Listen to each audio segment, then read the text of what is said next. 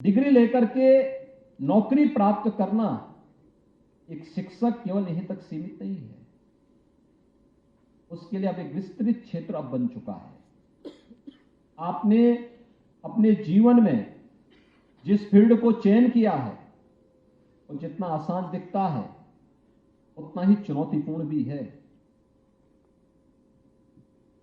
आसान इसलिए क्योंकि हर व्यक्ति एक शिक्षक के रूप में आपके प्रति सम्मान का भाव रखेगा। आपने एक आसान प्रक्रिया के माध्यम से आपको चयन की प्रक्रिया के साथ जोड़ करके आपने नियुक्ति पत्र भी प्राप्त कर लिया है। लेकिन चुनौतियां इसलिए क्योंकि आपको अपने आप को साबित करना है।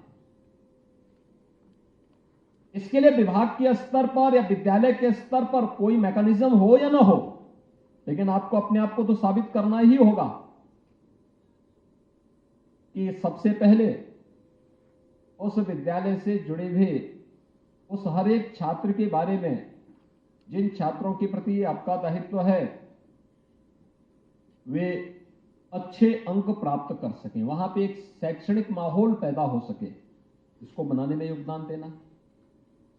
दूसरा, आप अपने स्तर पर ऐसा कैसे माहौल पैदा कर सकते हैं कि राष्ट्रीय शिक्षा नीति जो आदरणीय प्रधानमंत्री जी की मंशा के अनुरूप देश के अंदर न केवल शैक्षिक गुणवत्ता के लिए बल्कि हम नवाचार, शोध और विकास की एक नई प्रक्रिया के साथ उसे जोड़ सकें, उसके अनुरूप हम अपने आप को कैसे तैयार कर सकें, हमारा संस्थान कैसे तैयार हो सके, ये चीजें भी हमें उसके साथ जोड़नी पड़ेंगी। हमें हमेशा अपने आप को अपडेट रखना पड़ेगा। देश और दुनिया के अंदर क्या कुछ हो रहा है, समाज के अंदर क्या कुछ हो रहा है, ये सारी चीजों को अगर हम अपने साथ जोड़ करके अपने आप को अपडेट करेंगे, बहुत सारी समस्याओं का समाधान होता हुआ दिखाई देगा और आपकी एक अलग छवि बनेगी। सम्मान के प्रतीक के रूप में लोग आपको देखेंगे।